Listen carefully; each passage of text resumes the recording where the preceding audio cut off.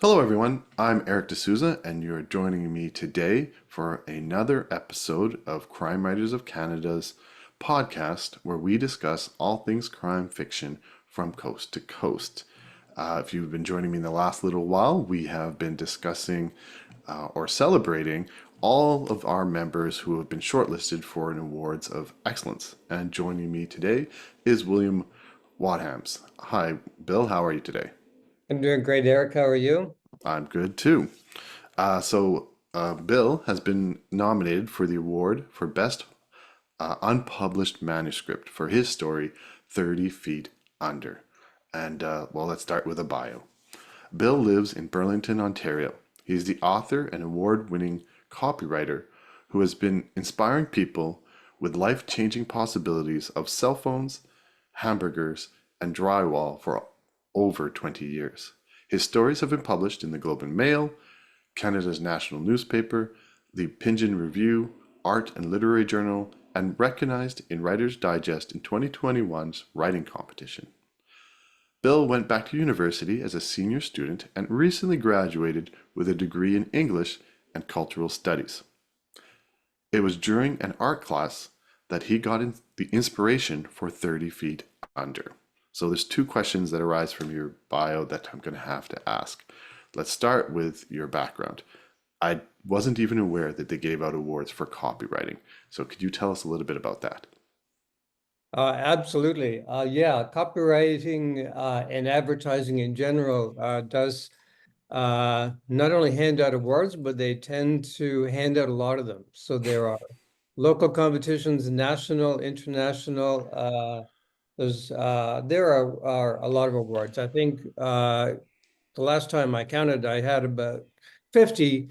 That sounds like a lot, but there are a lot of people that have 500. So it's it's pretty common in the business. But yeah, it's part of the business, a lot of fun, and looks good on a resume.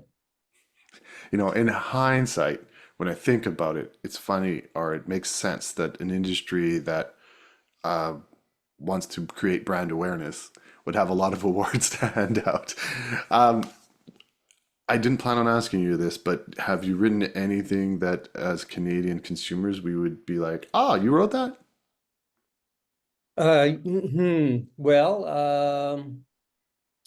yeah, I mean, I did a couple ads of Don Cherry, that people may remember, couple ads for Bell and McDonald's ad, but yeah, I don't know, a little while ago. So, um, Well, I remember those ads from Don Cherry, so you must have did a good job then.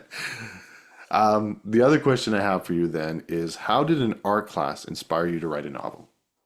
right. So I went back for English and cultural studies, as you said, but within that course, I had a couple of art history classes. And I mean, I kind of always was interested in art, knew a little bit about it, but they were really eye-opening for me.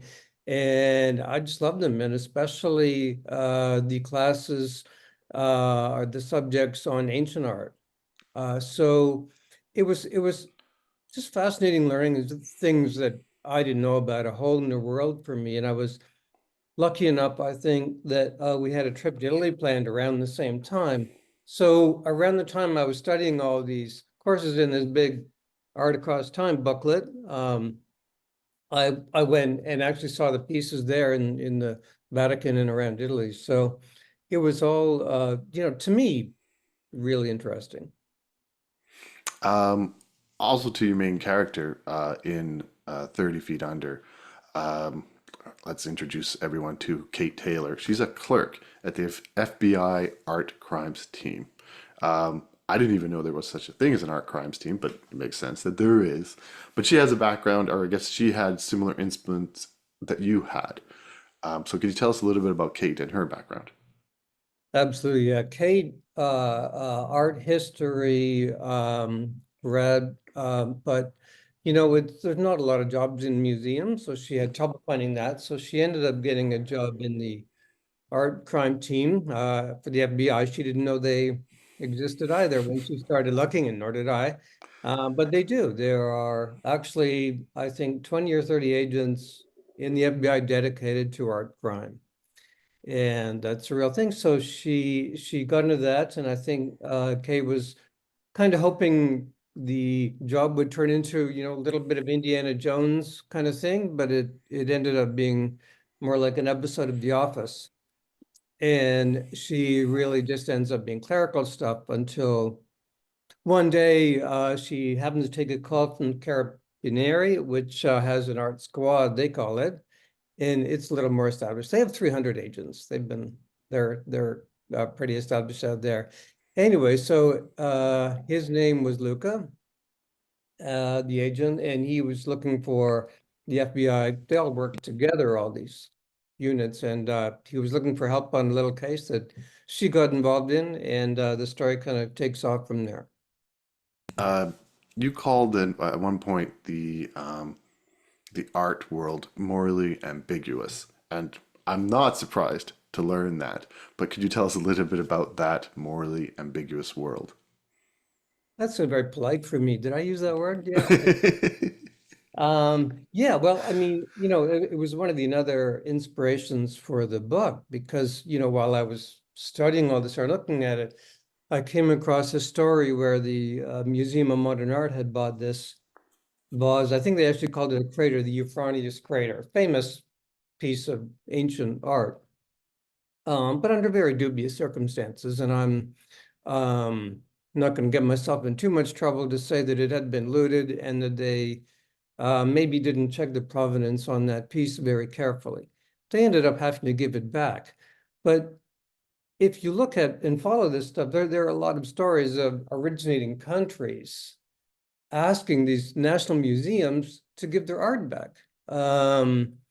That they say it was taken and stolen, and the probably the most famous case are the Elgin marbles, which are now in the London Museum, but were taken from the Parthenon many back in the early 1800s, I think, by a Lord Elgin, who claimed that he'd taken them legally, and I guess lost the paper that proved that somehow.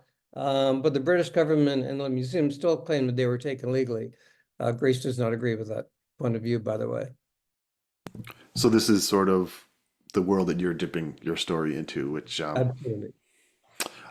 It's all a very big, it's a world of nudge, nudge, wink, wink kind of stuff. A lot of looking the other way. I can see how that would make a great crime caper. Um, I am also a fan of a writer from your neck of the woods in Toronto named Robert Rotenberg. Those of us who have talked to him in the past know that he stresses and loves a good first paragraph. And I agree with him because we have short attention spans nowadays. And when a reader reads the first paragraph, you have to tell us so much. So please indulge me. I want to read your first paragraph, and you can tell us where, how much work you put into it yourself, and if you agree with it. So, if Matteo Bologna had been more observant man, he might have noticed the pale white foot sticking out from under the desk where Sophia usually sat. He might have noticed the slightly chipped, brushed red nail polish, the black pointed toe flat off one side, and the splashes of blood on the floor. He wasn't, and he didn't. So kudos to you. Fantastic first paragraph. It says so much. It sets a pace or a tone early, especially with like blood on the floor. Um, so how much did you toil over that? I suppose I spent quite a bit of time. I wrote that chapter last. I had finished the entire book, and my lovely editor, Diane Young, and she suggested it needed a little bit of something at the beginning. And my wife loves murder mysteries, and I was thinking my wife's not going to wait till halfway through the book to come across a dead body. I got to get a dead body in there earlier.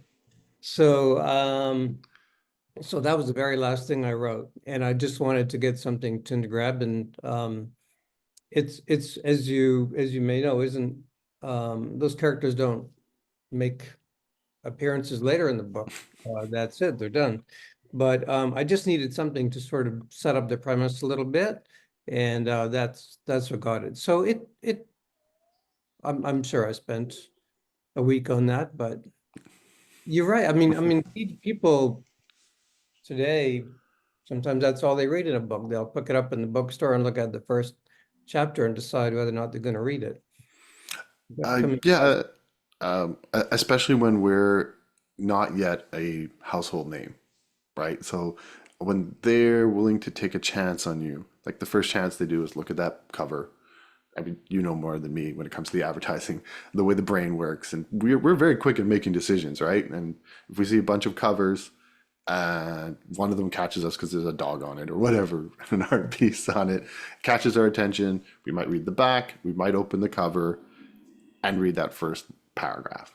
And a lot of us are going to make decisions on that first paragraph. So again, kudos to you because if that book was a first paragraph that I read, I'd be like, okay, I Glad think you this will be fun. I may even attribute some of that to my career in copywriting because, we don't have a lot of time to grab someone's attention.